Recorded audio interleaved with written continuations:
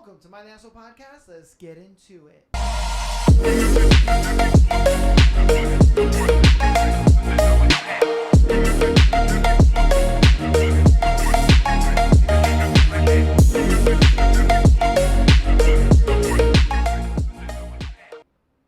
Welcome to my National Podcast. Let's get on into today's Thursday episode. It is a beautiful book day episode for you guys. We'll be doing Beautiful Venom, chapters 10 and 11. Super excited for that, but you know what we have before we get into today's juicy book. We have our thread. Our thread for today is, what's the strangest thing you found in your house after you bought it? Oh, baby. So let's see what crazy things y'all found in your house after you bought it. Okay, not my house, but the school my friend worked at.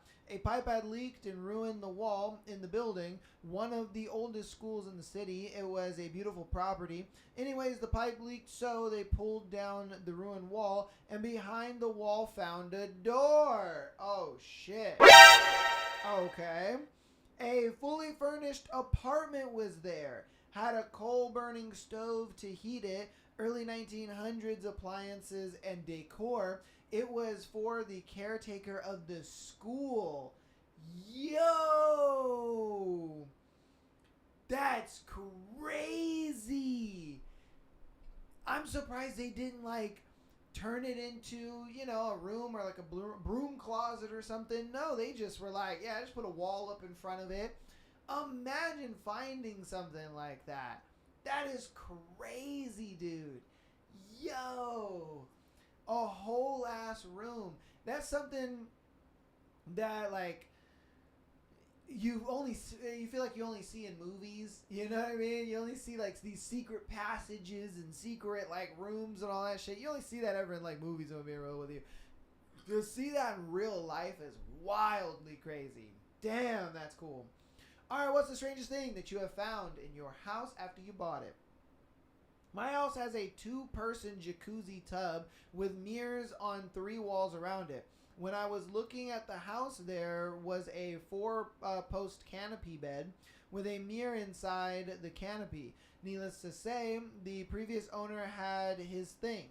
When I was moving in, I found in the basement a bar with cuffs on either end hanging from the ceiling and 2 eye bolts in the board of the floor that would have made this a perfect place to tie someone up, spread eagle.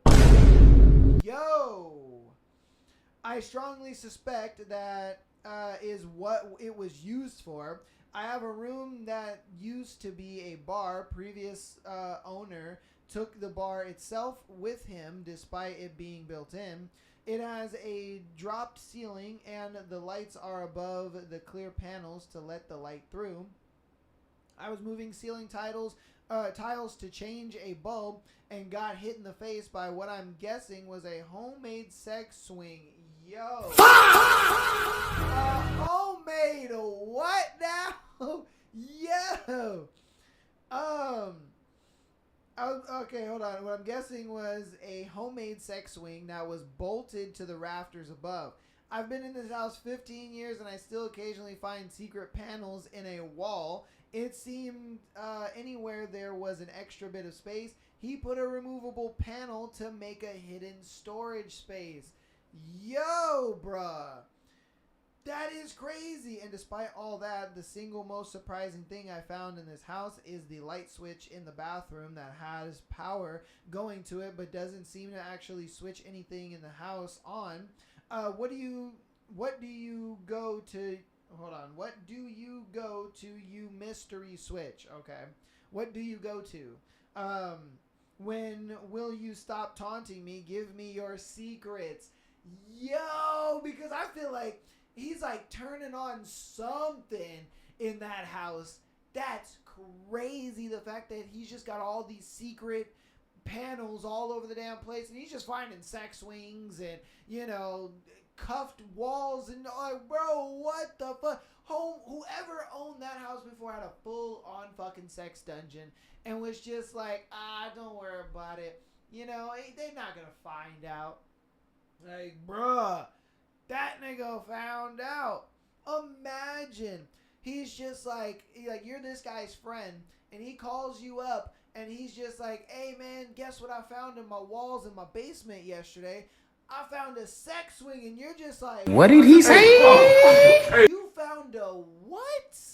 In your where? You know what I mean? Like, bro, you found a what in your where, bro? Oh, man. That's crazy. That is crazy, dude. There's no way. All right, on to our next one. What's the strangest thing you found in your house after you bought it? My husband had a car that he bought off a friend. He had it for 4 years, and the driver's side window started messing up and getting off track, so we popped the frame off to fix it. In the door frame, we found a handgun and 2 clips wrapped in a white T-shirt. We called the friend he bought it from, and turns out that the car was sold to her from a police auction. Oh,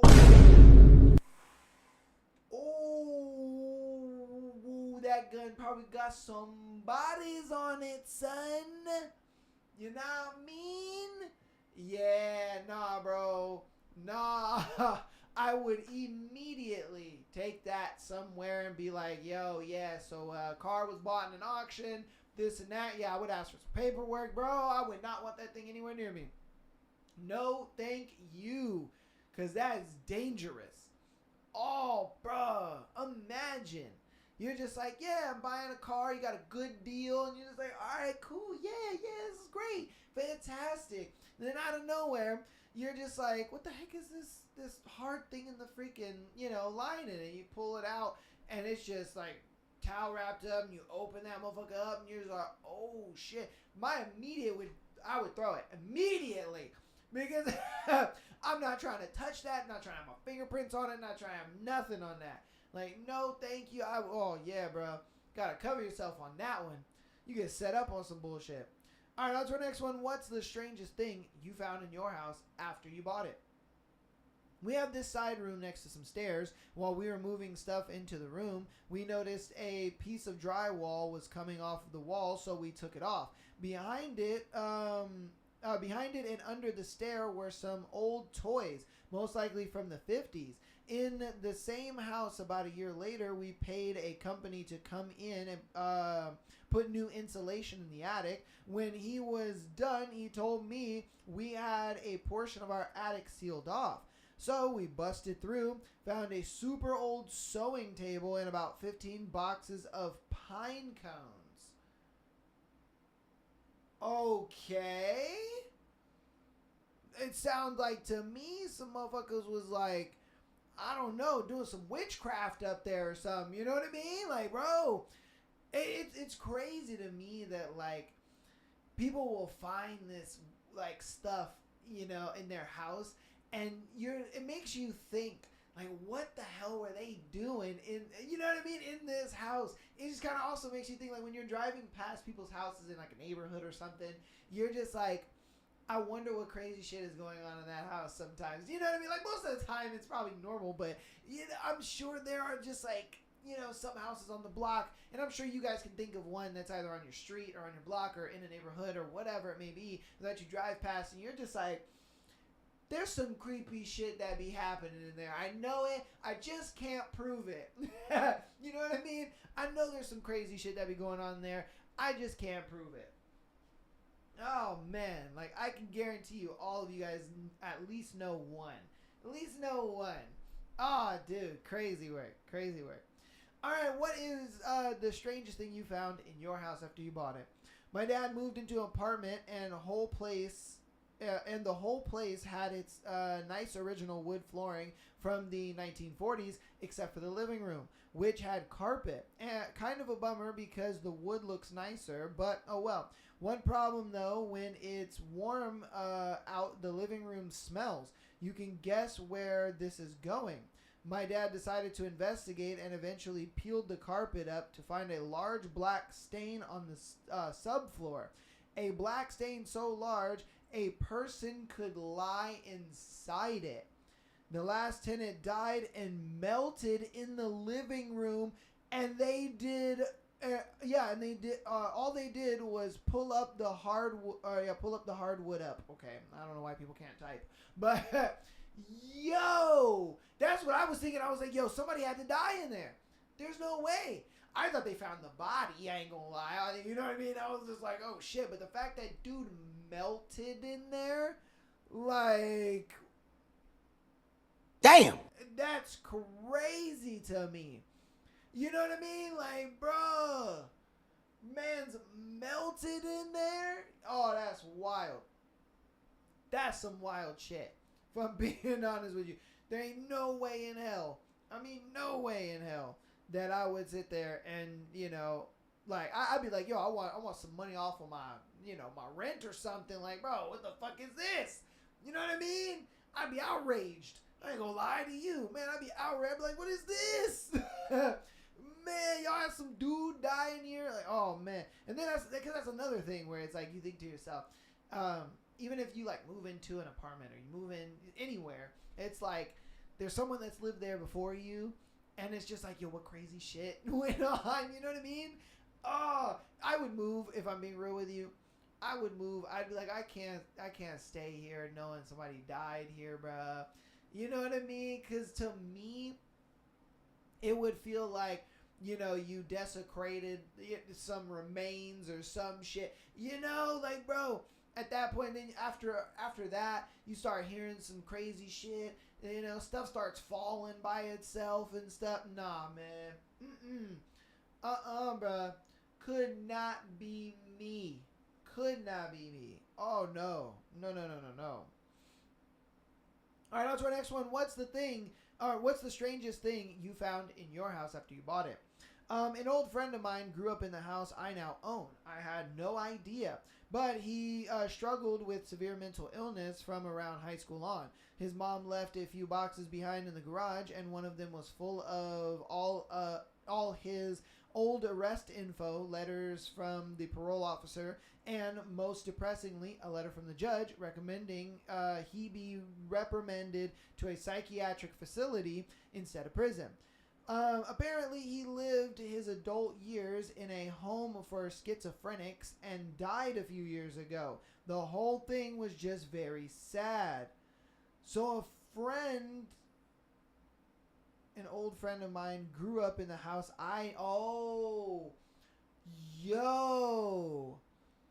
So you pretty much live in his, his old childhood house.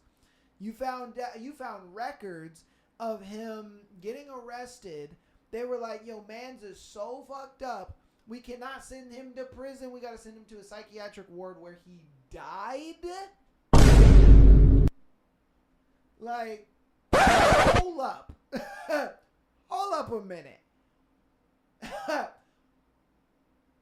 I would love to know, like, what he did that, you know, was so crazy. Because think about it. In order to get not jail and to go to a psychiatric ward, bro, you got to be a fucked up, and I mean a fucked up individual. You know what I mean? You got to be like, you know, absolutely killing and maiming and, you know, doing disgusting things to people's bodies, you know, in order to get a judge to be like, yo, nah, jail ain't for you, my guy. We need to put you in a psychiatric ward. Mind you, Jeffrey Dahmer, as crazy as he was, dude was, you know, putting people in acid and he was cutting them up and eating them and all that stuff. Bro went to jail. He didn't go to a psychiatric ward. You know, John Wayne Gacy, same thing. Dude was doing crazy things to women. He went to jail.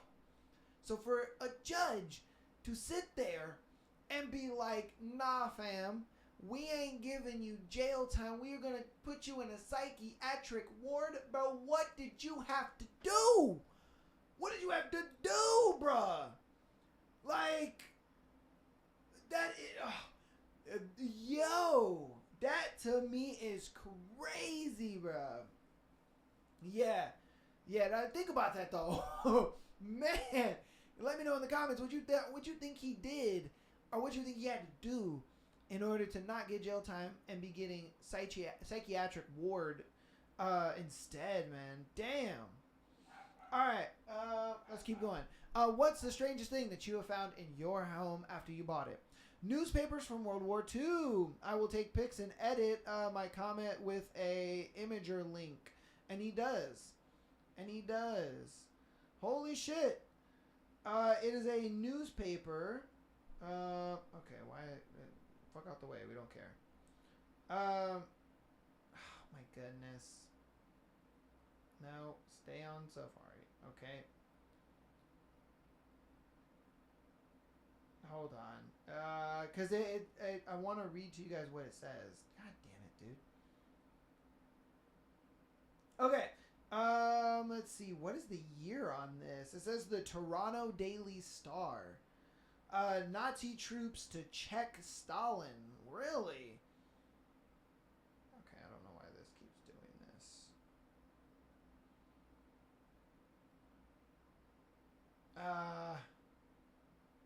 Why does this keep doing it? No, I want to read it.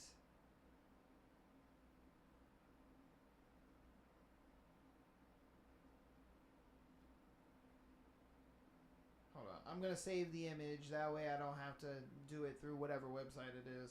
Hold on. Okay. So yeah, it says the Toronto Daily Star, Nazi troops to check Stalin. Romanians bow to Axis ultimatum. Axis ultimatum. 600 planes failed to blast away to London is the headline of this newspaper. Wow, dude. That is crazy. That is absolutely wild. Yeah. It is and it's funny because, you know, when you think about it, like a lot of this stuff, a lot of this really old stuff, like when you look at it, you're just like, it doesn't look that far off from, you know, newspapers that we have now. I mean, obviously we don't really have newspapers like that anymore, but, you know, if you took a more modern newspaper and then you took more of a, you know, old 1940s, 1930s one, it's wild how, like, similar they look. But that's a really cool find. That is something that's super dope. Man, that's cool. All right, on to our next one. What's the strangest thing you found in your house after, hold on. What's the strangest thing you found in your house after you bought it?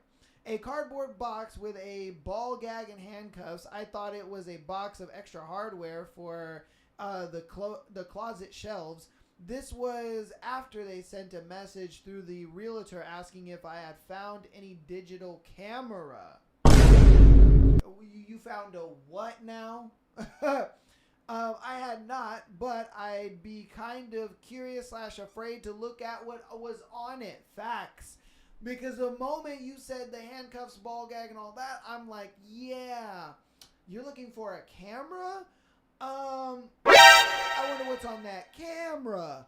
You know what I mean? Like, I wonder what's on that camera. Because that, yeah. What's up with all this, like, sex dungeon shit, bro? Like, bro, that's crazy. Oh, my God. All right, we're going to do 3 more and then we'll end the thread. What's the strangest thing you found in your house after you bought it? Moved to an old house in Berkshire, UK, and found a Bible from the 1700s in the attic. In the back was handwritten the history of early owners. The church in the village was 12th century and had all the records, so we tracked down the modern descendants and gave them the Bible. Wow. That's crazy. I'm surprised y'all didn't sell it. You know what I mean? Shit, Pawn Star that shit. You know, because that is so wild to, like, find something like that. You know, because honestly, I've only ever really seen, like, somebody finding things of, like, really old age and stuff like that on that show, Pawn Stars. And I think to myself, I'm just always like, there's no way you just found that randomly in your house. You know what I mean? Like, there's no way. But no, that shit happens. You be finding some crazy shit in your house. I'm sure people after listening to this are going to be like, you know, I haven't been in my basement in a while. I'm going to, like, tear that motherfucker apart and see if I can find some shit. Because you probably can. Probably can. Just like in the first one where they tore down a wall because of a busted pipe and they found a door and there's a whole ass, 1900s apartment in there.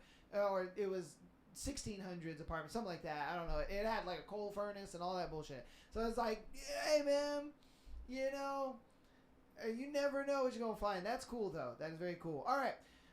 2 more to win the thread. What's the strangest thing you found in your house after you bought it?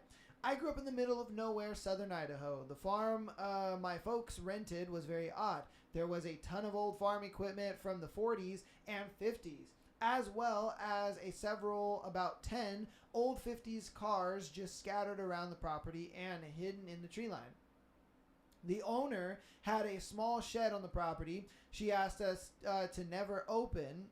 No worries. It sat between the garage and an old mobile home trailer that was never used. We moved away, and shortly after, the owner died. New property owners went into the shed, found tons of old World War II and older equipment, guns, bayonets, a Nazi flag, and all sorts of shit. This shed had an old school dirt wall basement that had old radios and tons of other crazy stuff. Unfortunately, after the new owner started messing with the shed, the basement, being dirt, and all eventually gave away, and a lot of stuff was damaged, so they weren't able to salvage a lot and sold it all, so it worked out. Most I found was a previous tenant's porn stash as a teenager in an old trailer. Best find ever. Crazy work. Yo! So she was a Nazi, son? Oh, shit. Damn! That's crazy. She was a Nazi, son. Yo, she had all this Nazi paraphernalia. She had guns and all kinds of shit. Like, yo, imagine, like you're just a kid, having a good time. You just see this old lady, and she just seemed like a normal old lady, just like, yeah, it is what it is, whatever, And then out of nowhere, you grow up, you're an adult, and then all of a sudden you go back to that property. You find out there's, the lady died, new owners came, and you find out that bitch was out here just like, giving the old salute. Like, that's crazy, son. That's some crazy work. And the fact that she had all that stuff in there, like, what was she keeping all that stuff for? You know what I mean? Like, why wouldn't you just, like, get rid of it? That's what makes me think, like, was she trying to just, like, keep the movement alive or something? Was she having skinhead meetings? You know what I mean? Like, what was she doing? That's what I want to know. That's what I want to know. Because, like, why would you keep all that stuff? I wonder if she was actually in the war. Makes me think now. Like, was she in the war? Was she a Nazi, a soldier or general or something? You know what I mean? Like, bruh. Wow. That one's crazy. All right. This is going to be our last one. What is the strangest thing you found in your house after you bought it? Hanging on the wall in the unfinished, closed-off part of the attic, we found a matted portrait of a man staring angelically off into space as he cradled a deer. Upon closer inspection, we realized the man had an arrow through his head where it lay over the deer. Having protected it from injury, we called him Deer Man. Okay. Oh, it was in his hand. Oh, okay, I see. Because there is an image. And so apparently there's this really old picture of a dude, and he's like next to a deer, and he's got an arrow in his hand, and I guess he protected it. What the heck kind of find is that? Wow. I wonder, like, was that painted by somebody? Was that, like, done by some... You know what I mean? Like, was that painted by somebody? Was that done by somebody? Like, what was that... What would that entail, And why would you paint it? Why would you have a painting of that? Or was it a thing where homie just took an arrow to the hand and thought to himself, like, yeah, I'm going to paint this good deed so it lives forever, you know? It really makes you think. Wow. Absolutely wow. That is so cool. That was an interesting thread. Most definitely, dude. Most definitely. Oh my goodness. From secret rooms to sex dungeons to craziness going on in attics to World War II memorabilia as well as Nazis. Like, wild thread. Absolutely wild. Something I did not expect in this thread, if I'm being honest with you. But hey, that's what you get over here on the My the Asshole podcast. You know what I mean? It is what it is. So we're going to have to announcements and get right on into this book. So patreon.com/My the Asshole podcast. Get an exclusive episode every single Friday as well as we're going to send in your scenario to be featured on the Tuesday and Sunday show. If you are audio listeners, thank you guys so much for all the support. Appreciate you so very much. Keep downloading the episodes as well as rating us 5 stars on your preferred platform, and it helps out so very much. If you want to help out more on the free 99 side of things, go ahead and follow us on Instagram, TikTok, as well as subscribing on YouTube. All of that helps out, and it's absolutely free. So thank you guys so much for all the support. Love you guys so much. Without further ado, your boy's going to stop yapping and get right on into you guys' favorite part of the episode, which is the book. So let's do it. 10. Dahlia. The detective in charge of Vi's case agreed to assign an officer to watch over her hospital room. After I saw someone on the verge of hurting her, or worse, finishing the murder attempt, Detective Collins found clear evidence of tampering with the hospital's security system. Someone disabled the hallway and elevator cameras for that specific time on purpose. Detective Collins suspects that this was a seasoned hacker's work. Unlike the DNA samples the police managed to gather from underneath Violet's nails, this time, no evidence was left behind. That unidentified DNA sample is the only clue I have about the attacker. Detective Collins said that there's a strong likelihood that the attack happened after an altercation. In the initial blood test, there was propofol in her blood, so she probably fought before she was sedated. And that makes the case more complex and elusive. In fact, the Stanton Hospital surveillance camera that showed the man in the van dropping off Vi didn't capture his face. It was covered by his hoodie when he laid her on the gurney and then jumped back into the van. We only assume he's a man, judging by his tall height and broad build. There's a possibility he's the attacker, but he did save her by bringing her to the hospital, so that possibility is small. That man is still probably the only witness to what happened.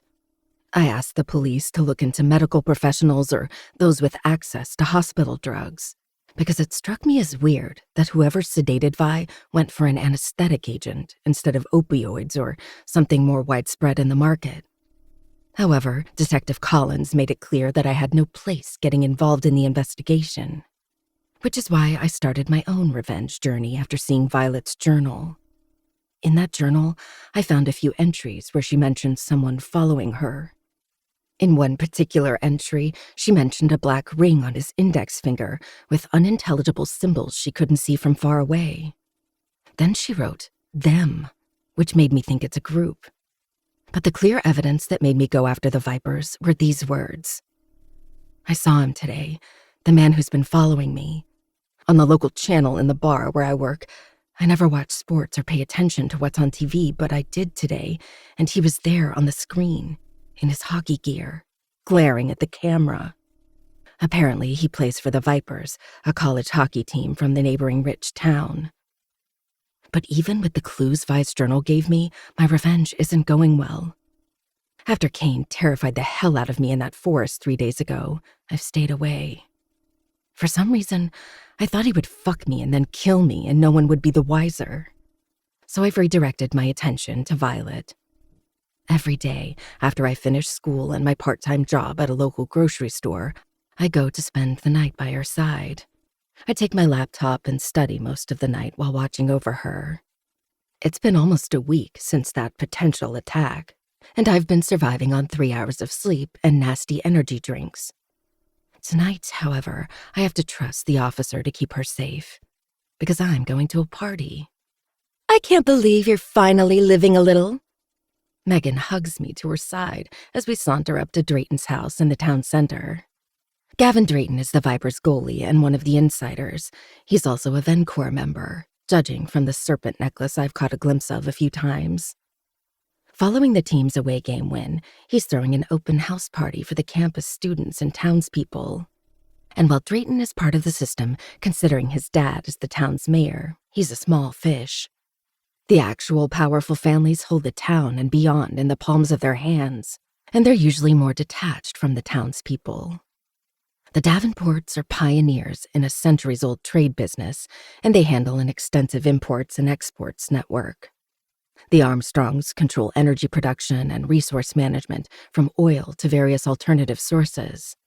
The Callahans own the largest pharmaceutical company in the country and other massive medical complexes, including the town's hospital.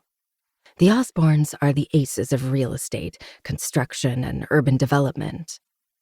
They're benefiting from each other while maintaining a monopoly in their respective fields. Thanks for letting me join, and for lending me this, I tell Megan and tug on the tight little black dress. The stretchy fabric clings to me like a second skin and barely covers my ass. The strapless design shows more cleavage than what I'm usually comfortable with. But then again, I don't have party dresses, so I'm thankful to Megan. She even lent me a golden purse and spent about an hour doing my smoky eye makeup that highlights their hazel color and my bold red lipstick. Anytime! You look hot as fuck. She narrows her eyes at my white sneakers. Would look hotter with heels, though. Too bad we don't wear the same shoe size. Thank God. It'd be embarrassing since I don't know how to walk in heels. The Drayton's house stands proudly in the heart of the town center, a massive colonial-style home that exudes old money charm with its white columns, dark green shutters, and perfectly manicured lawn. As Megan and I step inside, the lively energy envelops my senses. The walls are adorned with framed certificates, degrees, and old photos showcasing the Drayton's family history. The soft glow from crystal chandeliers overhead reflects off the polished hardwood floors, their surface so shiny I can almost see my reflection. The scent of freshly cut grass mixes with the smoky aroma of barbecue from the food stations set up on the lawn and visible through the large French doors. Laughter and chatter rise from the crowd of townsfolk and university students, creating a hum of excitement. The air is thick with the smell of expensive perfume, beer, and grilled meat, making my stomach churn as we navigate through clusters of people. Bass-heavy music pumps through the speakers, vibrating the wooden floors, the subtle rhythm beating under my sneakers. The faint clink of champagne glasses being toasted echoes from a nearby gathering of local politicians and the university's elite, mingling in small groups. Megan snatches 2 glasses from a well-groomed waiter and winks at him before she offers me one. I fucking love rich people's parties. I accept the flute of champagne, but don't drink it. Since the creep who rented his attic room to Violet and I tried to drug us with his homemade wine, I never consume anything that's not sealed. My gaze flits over the crowd, trying to locate the hockey players. I see Drayton with his dad and the Vipers management crew, but the rest don't appear to be nearby. Nice dress, a tall, slender girl tells Megan as she sachets to us with 2 other stunningly beautiful girls. Her blonde locks cover her shoulders, and her sparkling silver dress catches the gleam of the chandeliers. Thanks. Megan smiles, but it's tight. I hope you didn't pay much for it at the thrift shop. I donated it to charity last year. Blondie motions at me. That one too. I wore them better, but it's nice to see they found a new home. Megan's face twists as if she ate something foul, and she tries to pull on my hand, but I remain in place and plaster a smile. Thanks for your charity. You're such a good person. Her smile stiffens and nearly falls before she forces a wider one. Her friends, however, don't hide their shock, their eyes throwing daggers in my direction. Please keep donating so we can wear nice things, I add with a blinding smile. What's your shoe size? I'll send you heels so you can dress appropriately. Thanks, but I can't handle heels. Heard they hurt, and I'm not a fan of pain. Megan squeezes my arm, and I think that's her cue for me to cut it out. Funny. The blonde leans over and whispers in my ear. Because you let Kane use you like a worthless rug. You looked like you were in pain, but maybe that's a whore's kink. My hand trembles around the flute of champagne, and I stare at her with wide eyes. She was there? I look at her again, but she's not wearing the ring or the necklace. Is she part of Vencor? How? It's her turn to smile as she pats my hair and murmurs, You're a worthless, penniless piece of trash. But I'm willing to consider you charity. That's all you'll ever be. Don't look up, don't covet what's not yours. Stay away from what's mine before I squash you beneath my diamond heels. And then she walks away in a cloud of flowery perfume, followed by her two minions. Bitch, Megan mutters under her breath. Who is she? Isabella Drayton, Gavin's twin sister. She comes from old money and thinks she has a monopoly over the team players, especially Kane. She's a snotty princess, so just forget about her. But I can't. Not after I know she watched the initiation video. Just how many people watched that damn video? My skin prickles as I sense eyes observing me, and I can almost hear whispers of recognition and judgment lingering in the corners of the room. The air ignites with subtle oppression and heats the blood in my veins. I should stop thinking about that video and the man attached to it. This isn't about me. It's about Violet's justice. Soft fingers stroke my arm as Megan smiles at me. You handled her well. Why are you so pale, Dee? I'm fine. I force a smile. Is it because of the dress? She stares down. I told you I get them from everywhere. No, I'm really thankful you even lent it to me. Don't ever be ashamed of not having money, especially because of her words. You're kind and stylish as hell, even more than she is. Besides, you're a better person than she'll ever be, Meg. She grins and gives me a quick hug. Sometimes she reminds me of Vi. Vi's a bit more in touch with her emotions, although Megan does love hooking up, unlike my sister, who I think is scared of it. Probably because of all the creeps. Megan meets some of her friends, and I stand with them for a while until I spot some hockey players going outside. So I use a trip to the bathroom as an excuse and head out. Fairy lights twinkle against the deepening twilight, casting a warm, festive glow over the gathering crowd. The sound of laughter and chatter mixes with the steady hum of the nearby fountain, adding a sense of surreal detachment from the underlying tensions this town reeks of. I subtly watch every single person while pretending to marvel at the garden. That's when I spot Ryder Price, the Viper's defenseman, walking away from the buffet table. I catch a glimpse of his black serpent necklace, which means he's a Vencor member. I feign studying the food, and I grab the fork he used to eat some cake, and even licked clean before he left it on the plate. Then I hunch down, making a show of tying my shoelaces. After I ensure no one is paying attention, I cover up with the table's drape, retrieve the DNA kit I bought, and take a swab of the fork, seal it in a bag, and shove it in my purse. I let the fork drop to the grass and stand up. One down. I shadow the other players, spying their necklaces.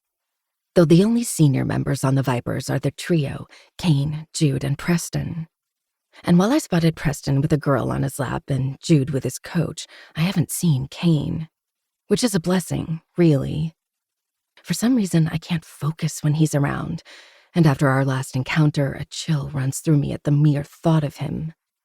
I managed to collect Declan Novak's DNA sample after he sneaks off to smoke, and then throws down his half-finished cigarette when a teammate calls him. Declan Novak, Ryder Price, and that's about it. I haven't seen the other players who have necklaces, and I definitely don't want to risk it with Jude and Preston. Yet. Hold on, I'm in Gavin Drayton's house. Sneaking into his room is the easiest way to collect his sample. Maybe I can even get my hands on his sister's. If she could see that video, she's probably part of Vencor. After a once-over of the crowd, I go back inside and upstairs. Though it's not as busy as downstairs, there are quite a few people in the lounge, which makes it easier to blend in. The music's volume goes down and the chatter is more prominent, bustling and mixing in a fake social cloud. I wonder if anyone is listening to what the other person is saying, or if they just talk over each other. Since I'm not sure where Gavin's and Isabella's rooms are, I pretend to study the ugly paintings on the walls. Though, maybe they're ugly because I'm uneducated and can only see chaotic lines in unmatching colors. Now and again, I open a door or peek through an ajar one to see what's going on. Sex, making out, screams of, "Fuck off!" Yikes. The things I traumatize myself with for justice. I wander off down a quieter hallway, needing to bleach my mind of all the scenes I just witnessed. I hear a few unintelligible voices. My heartbeat picks up. And after I make sure the hall is empty, I tiptoe to the room where the noise is coming from. "Is a loose end that needs tying up." My eyes widen. That's Isabella's voice. No one else sounds as haughty as she does. "You're letting it get under your skin. That's unlike you." My heart thunders behind my ribcage, and I flatten myself against the wall, wishing I could somehow disappear. Kane. That was definitely Kane. I draw circles on my thumb, hoping, praying that my heart rate will slow the hell down. "That's where you're wrong. This is exactly like her. She's jealous, vicious, and resembles a snake better than her necklace." Preston. When did he get here? I swear he was about to fuck that girl who was rubbing herself all over him less than 15 minutes ago. "I'm not asking for permission. I'll go against the Osborns and Serena if needed." Isabella again. "Be reasonable." A third masculine voice says. I want to say it's Gavin, but I'm not sure. "That's like asking a shark not to bite."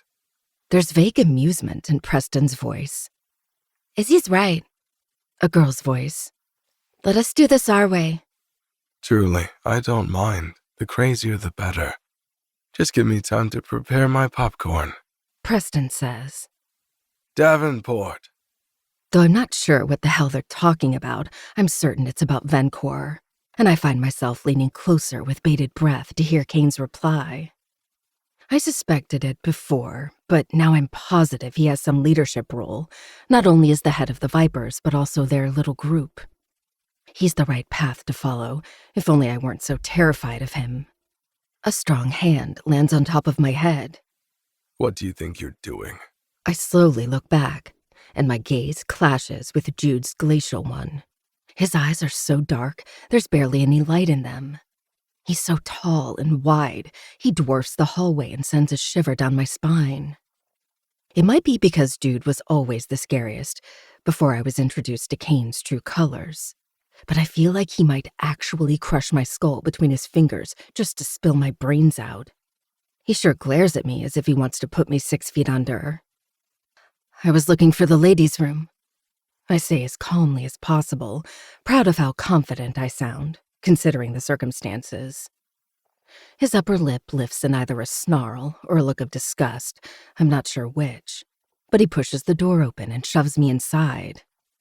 I lose my footing and land on my knees on the decorative Persian carpet, but I manage to keep my purse on my shoulder. "Found this one eavesdropping outside." Jude strolls across the room, and I instantly feel several pairs of eyes zeroing in on me. Glaring, narrowing. I raise my head, and sure enough, Kane is sitting on a large brown sofa, his arms stretched across the back. He's dressed in a black jacket, pleated slacks, and sneakers. Only the white shirt offers a break from the Dark Lord aura. Isabella sits beside him, her arm draped in his, and her malicious eyes nearly drill a hole in my face. Her two friends stand behind her like dutiful guards, while Preston sits on the edge of the sofa. Gavin is lounging in a chair, and Jude goes to stand by his side. 7 pairs of eyes. They all watch me closely. The room's dim lighting casts a shadow of threatening intent on their features. My skin tightens, heat erupting between my heart and ribcage. All of a sudden, I'm transported to the initiation night when I was surrounded by 5 cloaked members. The same members who probably saw the sex I had with the man sitting in the middle. "What the fuck are you doing here?" Isabella's friend, the one with silver highlights, asks. I start to get up, trying and failing not to tremble. "I was looking for the restroom. It was a mistake." Before I can stand, Gavin jumps up and pushes me back down so hard I gasp. He shoves his shoe against my back, flattening me against the green-patterned beige carpet. Haven't you heard? There are some mistakes you pay for with your life. My lips part, but I don't dare make a sound. Not even when I feel the sole of his shoe digging a hole in my back where the edge of my dress meets my skin, or when my breasts hurt from being squashed into the floor. I look up at Kane, and I don't know why. He's never been on my side, and he's made that clear countless times. If anything, I should fear him the most. There's an icy, calculating look as he looks down at me, as if I'm a bug he's considering whether or not to squash. No. Preston smiles, but it's dripping with malice. Don't go scaring Dalton. I still haven't fucked her yet. "How about you do it here and now?" Isabella says, with a viper-like grin as she strokes Kane's arm. "Wouldn't be your first time whoring around for the world to see." I'm happy to join in, Gavin says in a deep voice.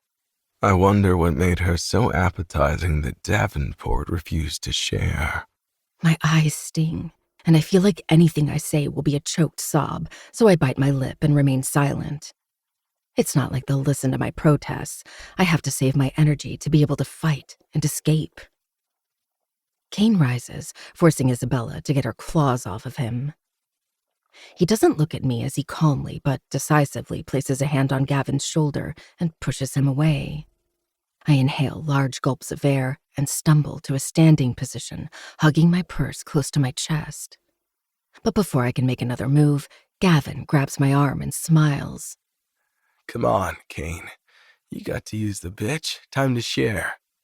My arm hurts from his forceful touch, and the more I pull away, the harder he squeezes. I think he'll break it, but then his hand disappears. Kane snatches Gavin's arm and twists it against his back as he stands behind him. With the height difference, he towers over him as he speaks low, close to his face. What I use is mine, and mine alone. I don't share my toys. Are we clear? Fuck. Let go, you'll break my arm. After that, it's your dick's turn. Davenport. Preston slides to his side. He's our goalie. Our goalie would know his fucking place. No, wouldn't he? His words are calm. So calm, they're chilling. Isabella's face twists in an ugly expression as she rushes to her brother. "Kane, let him go. Why are you hurting Gav for this bitch? She's not even—" Shut your mouth, Isabella. His words are deep and final. Forget Isabella, even I flinch, hoping to find a hole I can crawl into. Out. He orders, throwing Gavin at Preston. All of you out. Now. Isabella's friends run out of there as if their asses are on fire. Gavin, Jude, and Preston are next. Isabella is the one who lingers behind, her face red and her breathing choppy. He merely looks at her with his signature composed expression that could crumble mountains. Waiting for an escort. "You can't be serious." She points a finger in my direction. "She's an outsider. This bitch is a fucking outsider." Call her a bitch again, and I'll cut out your tongue. I flinch, again, as if I've been hit by lightning. Isabella trembles all over, her legs barely holding her upright, but she stomps out of the room after stabbing me with one final glare. Everyone, and I mean every single one who left, looked at Kane as if he were an alien before they exited. The room is charged, despite their absence. Hell, it's even more stifling than when they were all here. My survival instinct kicks in and I slowly inch toward the door. The sooner I get out of here, the better. I didn't sign up for dealing with this side of Kane tonight, no matter what this side is. The moment I open the door, A hand slams it shut from behind, and an oppressive warmth covers my back as Kane's deep voice fills my ears. Where do you think you're going? 11. Dahlia. My nails dig into the strap of my bag. My teeth sink into my bottom lip, and I draw countless circles on my thumb in an attempt to properly breathe. In, out. You know how to breathe. Remember how to breathe. But no amount of comfort movements dispels the tension sinking in my stomach. I'm just leaving. I speak clearly, though my voice is low. Didn't you ask everyone to get out? Not you. My heart jumps, and I really, really hate my body's reaction to his words. No, to his voice. Rough, deep, and so close, I feel the vibration of his chest against my back. He doesn't even yell, but it's commanding nonetheless. He has this impressively monotone volume that never rises or drops. But maybe that's why it's terrifying. I've witnessed exactly what Kane is capable of, so his calm, agreeable image is now disturbing instead of intriguing. Since his arm is above my head on the door, blocking my exit, I figure escaping isn't an option. After one last circle on my thumb, I spin around. He's close. Too close. His chest hovers near mine. So close I can breathe alcohol and mint off his lips. This close, I can see the dark rings that circle his frosty blue eyes. So inhumanly close, I'm trapped by the warmth his body emanates. Like a gateway to hell. So unsettlingly close, my legs squeeze together out of a strange need to protect myself. And the most infuriating part is that I can't read his expression, or lack thereof. Like a blank board, his face is neutral and his eyes are muted, almost as if he's bored with the entire ordeal. I wonder if he has this same expression while fucking. No. Why the hell am I thinking about Kane and sex? I lift my chin. What do you want? What do you want? There's a flare in his nostrils, a hardening in his tone that turns authoritative and firm. Me? You're the one who imprisoned me here. You're the one who keeps appearing in front of me, again and again, despite my clear warnings. So tell me, Dahlia, do you lack survival instinct? Or do you have a twisted kink about dying young? I didn't mean to appear in front of you tonight. Is that why you chose to attend a victory celebration party for my team? Or why you were snooping around business that doesn't concern you? It's not that I wanted to be here. I was invited by a friend. An invitation you should have refused. He kills the distance between us, and his chest grazes my breasts that suddenly grow heavy. But you've never been good at refusing invitations, have you? You seem to always land yourself in a clusterfuck by just existing. Don't insult me. I don't know how my words come out coherent when I'm drowning in his scent, when his mere touch is sending me into flight mode, but I'm standing, here, facing him, as foolish as that sounds. I've just never been good with people belittling me. It's often gotten me into more shit than I can afford, but I refuse to be trifled with. Kane peers down at me, a mocking glint appearing in his eyes. Or what? You'll offer your services to someone else. I raise my hand and slap him. My palm stings, and I immediately know I fucked up. So when he lifts his hand, I close my eyes, waiting for the slap. I almost forgot he said that if I hurt him, he'll hurt me as well, without holding back. I brace myself for the hit, but what comes is the soft drop of his fingers on my chin. I slowly blink my eyes open, and my lips part. Kane's clutching my jaw like he did in the forest. His thumb and index finger are stretching across the skin, squeezing just enough to keep me immobile. He's studying my face with utter fascination, as if he's never seen me before. As if I'm a foreign being he's attempting to figure out. Why did you slap me? He asks, his fingers stroking my cheek in what seems like a doting gesture, but it actually locks my muscles. Because you disrespected me? I whisper, holding on to my silly pride. Do you slap everyone who insults you? If I can reach them, yes. You didn't slap Gavin and Isabella when they called you a bitch. I didn't get the chance since you kicked them out. Would you slap them if I called them in again?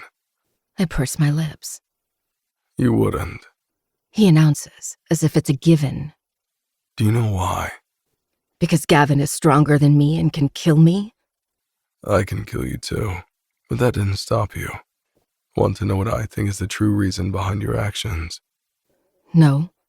I'll tell you anyway. Their words didn't get under your skin. Mine do. He swipes his thumb over my bottom lip, back and forth like a curse. Interesting. That's not true. His thumb grazes my lips and teeth, and he watches the motion.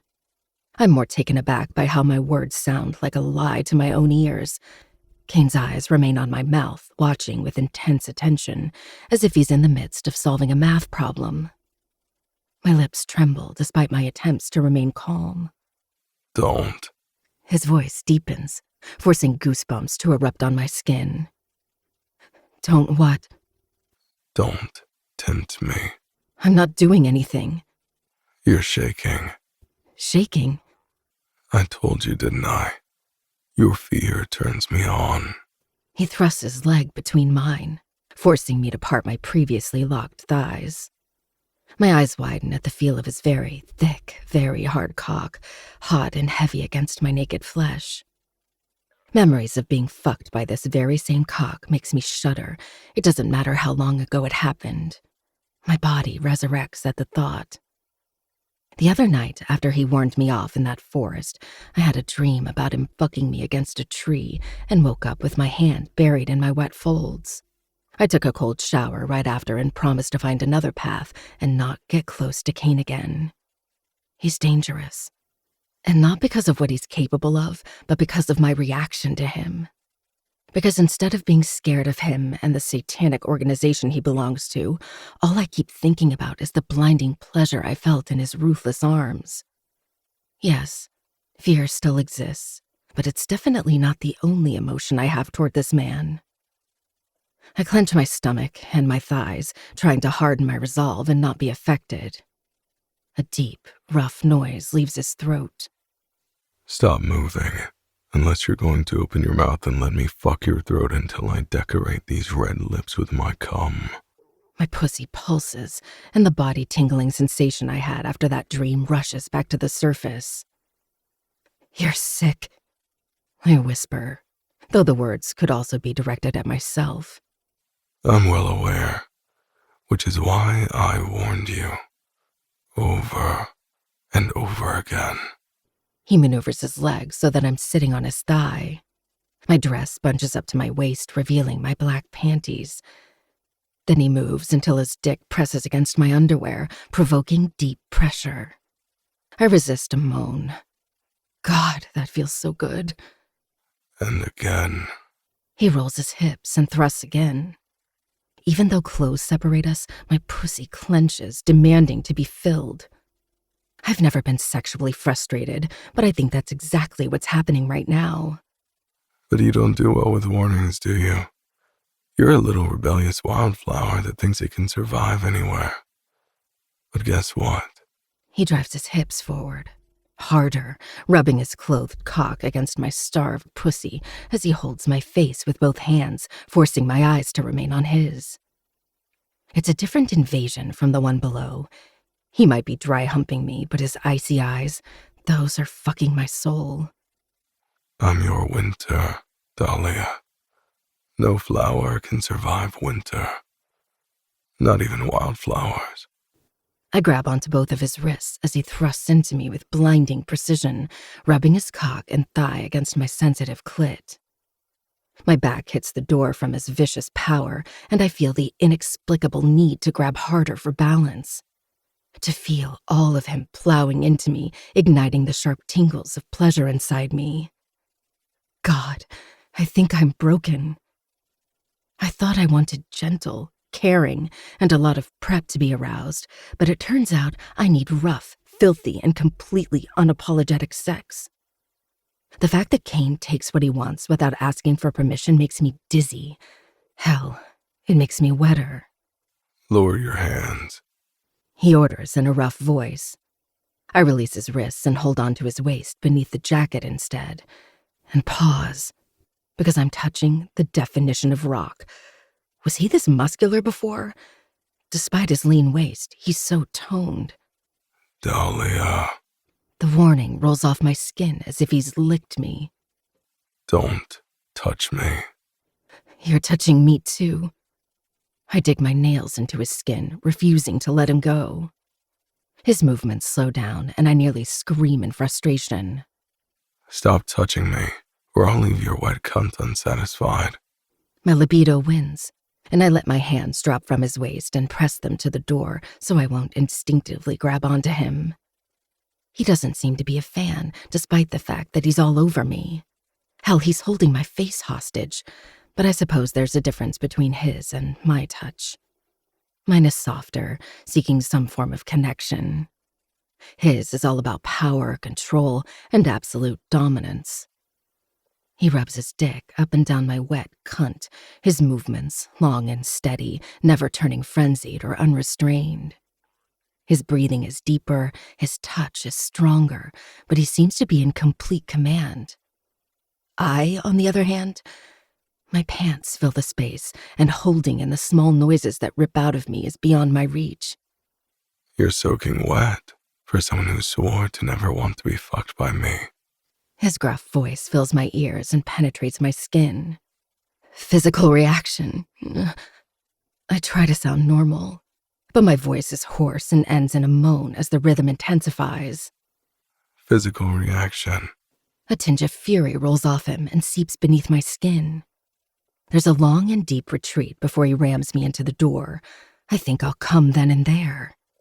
But I don't, so I provoke him. Yeah, anyone could do it. Anyone, huh? I think I see a muscle jump in his jaw, but it immediately disappears when he glides his cock so fiercely a swell builds, overtaking me.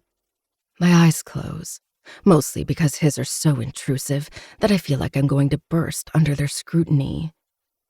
Do you ride just anyone, Wildflower? My thighs clench, and I realize I've been shamelessly rubbing myself against his leg, faster and harder, needing the release more than my next breath. Part of me is horrified that I even want this, that Kane can arouse me like no other man has been able to. The very idea of Kane stirs a part of me I didn't know existed. My panties are damp, and the texture of his pants creates delicious friction against my sensitive skin. My thighs quake and my legs part farther, as if I can invite him to thrust into me through the layers of clothes. The wet rubbing sound saturates my senses, and I shudder as my pussy tightens and a surge swells and expands until I can't think straight. Open your eyes. Look at me when you come on my cock. I slowly stare at him. This close, with his hands around my cheeks and his piercing eyes sink into my soul, I lose the battle. In fact, I don't even feel it rushing in. The orgasm comes crashing in, heightening and flowing through my entire body. My legs lock around his, and I wrap my arms around his waist as I ride the blinding pleasure, fractured moans slipping out of my lips. The release goes on, and although it's not as intense as when he fucked me on the ground, it's a close second. Probably because there was no penetration. Jesus Christ. Why am I thinking about penetration? I told you not to touch me. He releases my face and steps back. I'm forced to drop my hands from his waist, my mind still floating in a pleasure haze. I didn't mean to. Is that so? He places a hand on top of my head, stroking my hair, then shoves me down. Such a beautiful liar. My knees meet the carpet, and I choose to believe the thud in my chest is due to the orgasm and not because he called me beautiful. The sound of a belt unbuckling reaches me before I stare up. My mouth dries, and the tingling in my pussy heightens to a painful throbbing. Kane releases his huge cock, lined with angry veins, and strokes himself in one rough movement. I almost forgot how big he is. Almost. He grips his dick in front of my mouth as if it's a weapon, and I swallow thickly. His left hand bunches in my hair, gathering it in a ponytail and using it to tilt my head back. Did you paint these lips red for me? I shake my head once, somehow enchanted. He taps the crown of his cock against my mouth. Once. Twice. Then who's this red lipstick for? His pre-cum paints my lips and trickles inside until I taste the saltiness on my tongue. Doesn't matter. He slaps my mouth with his cock. I'll mess up and use these red lips anyway. Open. My throat dries, and as if hypnotized, I let my mouth part. I tell myself that after what I overheard tonight, it's useless to get close to anyone else. He's clearly the strongest member of the team, and probably on campus. I can get close to him and use him through his libido, but the truth is, I'm starving for a taste. I've never been a fan of oral or blowjobs, but this feels different, surreal, almost as if I want to do everything with this enigma. Whenever I've given a blowjob before, it was only because I felt like I had to. Because guys need their cocks sucked to get in the mood. Not now. Now, my thighs are rubbing together at the prospect. Kane thrusts inside my mouth. Wider. Stick your tongue out. I do, trying to accommodate him, but he's big both in length and girth. My jaw hurts, and it's a task to keep my teeth out of the way, but I manage to fit a considerable amount, 1 inch at a time. You're taking my cock so well. You let me fuck your face and come down that pretty throat. Won't you, Dahlia? My ears buzz whenever he calls my name in that slightly husky tone. My response is to lick him and grab the bass with both hands, twisting and matching the rhythm with my tongue. Now and again, I pull him out to lick and suck on the head. Just because I've never liked blowjobs doesn't mean I'm not good. I look up at Kane as I lick, twist, and jerk off his hardening cock. The darkening look in his eyes makes me more enthusiastic. Hell, it turns me on. And I know it turns him on too, because he keeps thickening in my hand. Who taught you to suck cock like that? He asks, his voice low and gravelly. I speak against his flesh, then kiss the tip and suck on it. You like it? He tugs on my hair until pain erupts on my scalp. No, I'm about to fall asleep. My heart falls. He pushes my hands from his dick and grabs it. Open your mouth. I do, and he thrusts all the way back, gagging me. Tears spring to my eyes, and I think he's done playing and will get rid of me now. That's it. I feel him growing thicker and harder. This is the proper way to take my cock. A ringing fills my ears, and I feel like I'm going to faint, but he pulls out. I splutter and choke on my saliva and his pre-cum, but his firm grip on my hair doesn't allow me to move. Again, open. I pant, but I follow the command. I don't want to owe him for that orgasm, and I definitely don't want to seem like a quitter. I can offer him the same pleasure he gave me. My lips open of their own volition as I hold on to his thighs. Another deep thrust, and this time the tears flow down my cheeks as he fucks my throat, my face, my mouth, making me gasp and gurgle. He uses my tongue for friction, driving into me with so much dominance, I'm dripping wet. There's no reason I'd be so aroused when he's using me, but I think that's the reason. The fact that he's using me as a vessel for his pleasure ignites a strange sensation inside me. You look so fucking beautiful on your knees, Wildflower. He thrusts in and out, forcing me to look up at him. You're choking on my cock so well. Good girl. My heart surges, and I think his words will make me orgasm or something equally ridiculous. His rhythm picks up, his hoarse, deep groans echoing in the room, and I watch with utter fascination as he throws his head back, his eyes closed, like a sex god. His cum shoots down my throat, thick and long. Swallow every last drop. I try my best, but I can feel streaks of cum trickling down either side of my mouth. Kane pulls his cock out of my mouth, and to my horror, it's still half erect. He hits me with it on the mouth. Lick it clean. I grab him at the base and lick the skin, swiping my tongue over his length and sucking the tip into my mouth while maintaining intense eye contact. I probably continue the show longer than necessary. Kane watches me the entire time, his eyes darkening, his finger twitching on the back of my head. Then, all of a sudden, he pulls his dick from my grip, tucks himself in, and buttons his pants. The motion takes me by surprise, so I just sit there and watch, my ears still filled with a dizzying buzz and my head floating somewhere else. Kane lowers himself on his haunches in front of me, and I stare at him, panting. He seizes my chin, and before I can think of what he's doing, he leans in and swipes his tongue from the corner of my mouth to my left eye. Then he does it again on the right side, his tongue leaving tingles and goosebumps behind. Is he licking my tears? What the?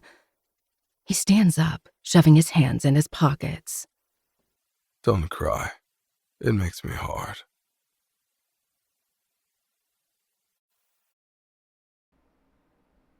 All right. Well, that was quite the episode. You know what I mean? But that's going to be the end of today's episode. If you guys enjoyed, watched it, or listened to this episode with headphones on, you know what I mean? If I'm being real with you, because I got a little spicy in there at the end. But love you guys. Hopefully, you guys enjoyed today's episode. Tomorrow should be the free Patreon February episode. So we should be doing that tomorrow, and then you guys will get an episode with me and Michael on Sunday. And yeah, man, action-packed weekend. Action-packed week.